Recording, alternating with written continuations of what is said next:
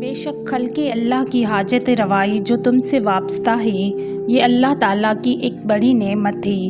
اس کو غنیمت جانو اور اس سے کبھی نہ اکتاؤ، ورنہ یہ نعمت تم پر موجب عذاب ہوگی۔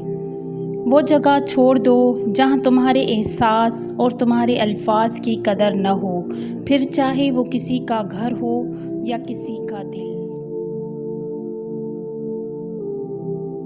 رات کو آئینہ دیکھنے سے بڑھاپا آتا ہے، پانی میں عکس دیکھو تو بڑھاپا نہیں آتا۔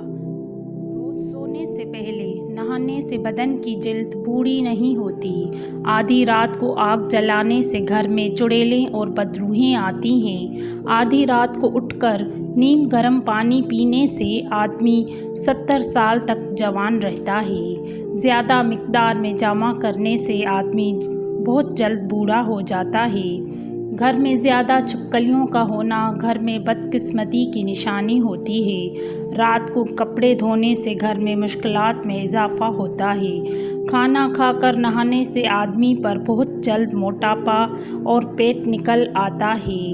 جس گھر میں بلیاں لڑتی ہیں اس گھر میں جلد مصیبت آنے والی ہوتی ہے۔ رات کو ناخن کاٹنے سے گھر میں غربت کا خاتمہ ہو جاتا ہے۔ پاؤں کے ناخن بڑھانے سے گھر میں جنات بسیرا کرنے آتے ہیں۔ سج سنور کر خوشبو لگا کر سونے سے بدروحیں گھر میں کھینچی چلی آتی ہیں۔ رات کو لیمو چاٹ کر سونے سے بدن کو مچھر نہیں کاٹتے۔ ابلی ہوئی شکر قندی کھانے سے فالج کا مریض فوراً ٹھیک ہو جاتا ہے۔ خالی کینچی چلانے سے گھر کے اندر دولت اور رزق کی کمی ہوتی ہے۔ گھر میں مکھیوں کا لڑنا گھر میں خیر و برکت کو کھینچ لاتا ہے۔ پاخانہ کرنے کے فوراً بعد پانی پینے سے گردے جلد فیل ہو جاتے ہیں۔ گھر میں پرندوں کا لڑنا گھر میں خسارے اور نقصانات کو کھینچ لاتا ہے۔ غم آدمی کو عقل مند بنا دیتا ہے، خوشی انسان کو کمزور بناتی ہے۔ آسمان سے گھر کے صحن میں گوشت کا گرنا گھر میں جادو کی علامت ہے۔ گھر میں کبوتر کا آ جانا جلد خوشخبری ملنے کی بڑی علامت ہوتی ہے۔ تھوکیں پھینکنے سے گھر کے اندر نحوست اور منوسیت آتی ہے۔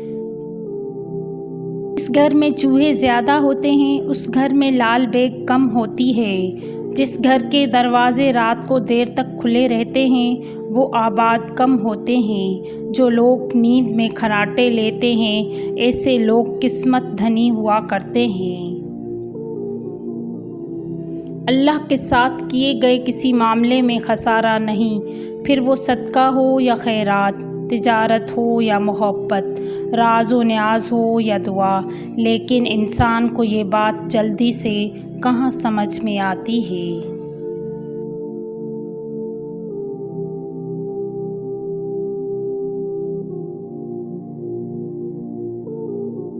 جو اپنے مولا کی خدمت کرتا ہے اس کے لیے اللہ تعالیٰ کا دروازہ کھل جاتا ہے۔ عبودیت کا مکان رضا ہے اور صبر کا دروازہ ہے۔ تسلیم اور تفویض اس کی کوٹھڑی ہے۔